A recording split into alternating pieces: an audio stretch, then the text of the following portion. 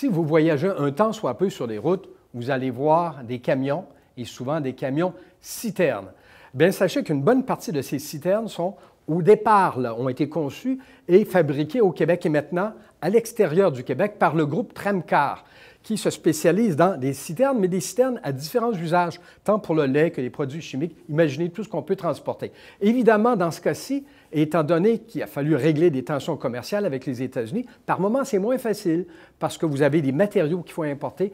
Tout ça est en train de se régler et ça permet au groupe Tremcar de pouvoir rêver encore à développer plus loin. Et nous en parlons avec Mme Mélanie Dufresne. Elle est adjointe au président marketing et communication chez Tremcar.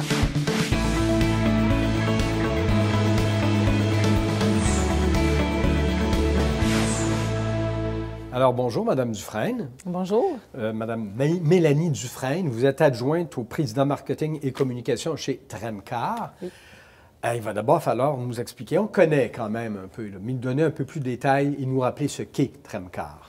Tremcar est un manufacturier de remorques citernes et de camions citernes.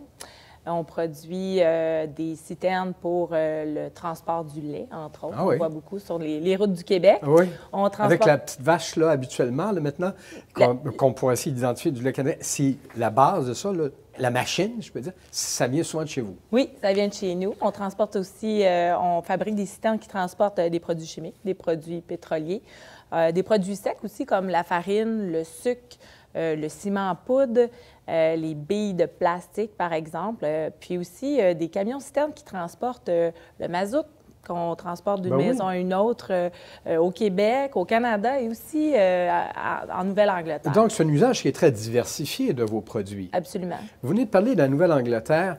Le marché de l'exportation, c'est important pour vous? Absolument. C'est 50 de notre production. 50 Oui. Donc, ça veut dire que dans le groupe d'employés qui est le vôtre, vous avez quelques centaines d'employés, il y a une partie importante de ces emplois qui dépendent de l'exportation. Absolument. La moitié. Donc, je dirais que 150 personnes journaliers, 150 journaliers, et puis une cinquantaine de personnes juste au niveau de l'administration. Et vous êtes situé où déjà? Où est-ce que vous êtes situé? Notre bureau-chef est situé à Saint-Jean-sur-Richelieu, oui. avec notre usine de fabrication de citernes laitières. On a aussi une usine à Saint-Césaire qui fabrique les citernes en aluminium pour le transport du pétrole. Oui. On a aussi deux autres usines situées aux États-Unis, dans l'Ohio, et à Massachusetts, Haverhill, Massachusetts, en Nouvelle-Angleterre. Donc, vous êtes déjà implanté. Je serais curieux de savoir, on pourra en parler longtemps parce que chaque fois, il y a une histoire derrière ça. Mais il y en a des Américains, des compagnies américaines qui fabriquent des citernes aussi. Comment vous avez fait pour vous, j'allais dire, vous imposer, tout le moins de faire votre place sur le marché américain? Nous démarquer. La compagnie Tremcar était reconnue comme Touga et frères à l'époque, en 1962. Ils fabriquaient des citernes de lait, storage tanks, qu'ils disent en anglais. Tout à fait. Donc, et quand que l'industrie du lait en bouteille est partie pour du bulk plus... excusez-moi mes anglicismes. Mais à cette époque, on fabriquait déjà des citernes de lait. On était renommé au Québec, puis une partie du Vermont aussi. On était renommé pour le faire avec 28 employés. Quand M. Tremblay a acheté l'usine en 1989, on a diversifié la production, des citernes en stainless steel pour le lait, mais on était aussi capable de faire des citernes en stainless steel pour le transport de la pétrochimie. Oui. Puis c'était un besoin. Les usines aux États-Unis qui fabriquent les mêmes produits que nous sont là, mais ce n'est pas des usines de proximité. Il y en a 2 ou 3. Donc, c'est sûr que nous autres, on avait un marché à proximité, un potentiel à les servir. Un marché de voisinage, en fait. Voilà, un marché de voisinage, oui. Bon, parlons de voisinage. On est des bons voisins, les Américains et les Canadiens, en général. Mais j'imagine que le fait ça doit être important pour vous que cette libre circulation et qu'il n'y ait pas trop d'entraves au marché d'une façon ou d'une autre pour que vous puissiez continuer vos affaires. Vous savez, on a une économie qui est interreliée. On importe et on exporte énormément. Donc, nous autres, avec l'ALENA, on exporte un produit qui est fini. Oui. Donc, on n'a pas de douane à payer. Par contre, on importe beaucoup de matériel qu'on a besoin pour bâtir nos citernes des États-Unis parce qu'au Canada, on n'a pas les fournisseurs nécessaires. Donc, oui, c'est très important les liens économiques entre le Canada et les États-Unis pour ne pas faire monter nos prix. Et vous le dites, vous, ça va dans les deux sens. Vous exportez, mais vous importez à la fois.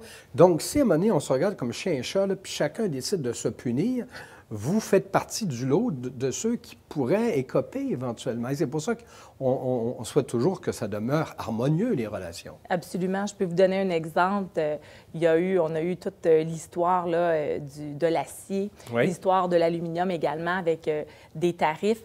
C'est sûr que quand il y a une guerre comme ça, une petite guerre économique, on va se le dire, franchement, nous autres, si nos compétiteurs sont aux États-Unis, puis qu'ils n'ont pas besoin d'importer les outils pour bâtir leur citerne, et puis que nous, au Canada, nous sommes dans l'obligation d'importer, puis le Canada, le gouvernement du Canada met un tarif sur ça, on n'a plus de compétitivité. Donc, vous devenez défavorisé, et c'est pour ça que j'imagine qu'à un moment donné, la poussière retombe, la poussière finit toujours par retomber, oui. là. Ça pourrait vous permettre de continuer, de poursuivre ce développement-là, au-delà là, des incidents de parcours, si je peux dire. Absolument. C'est pour ça qu'on a des produits qui sont diversifiés. Donc, c'est facile pour nous de focusser davantage sur une industrie qui va bien versus un autre. On a aussi des usines aux États-Unis. On est une entreprise québécoise, canadienne. On est fiers de l'être. On emploie la majeure partie de nos employés au Canada. Donc, on a à peu près 500 au Canada, 400 au Québec et peut-être 150 aux États-Unis. Mais on préfère faire affaire au Québec, au Canada. Quand on a certaines problématiques, on a aussi des usines aux États-Unis dans lesquelles on peut augmenter la production aux États-Unis. Pour prendre le relais. Pour prendre le relais, le temps que les choses, des fois, se placent. Et je vais vous demander, parce que c'est quand même un marché très spécialisé que le vôtre, est-ce que vous avez eu du soutien, de l'accompagnement d'organisations, d'instances quelconques pour vous appuyer dans vos démarches? Dans nos démarches d'investissement, oui.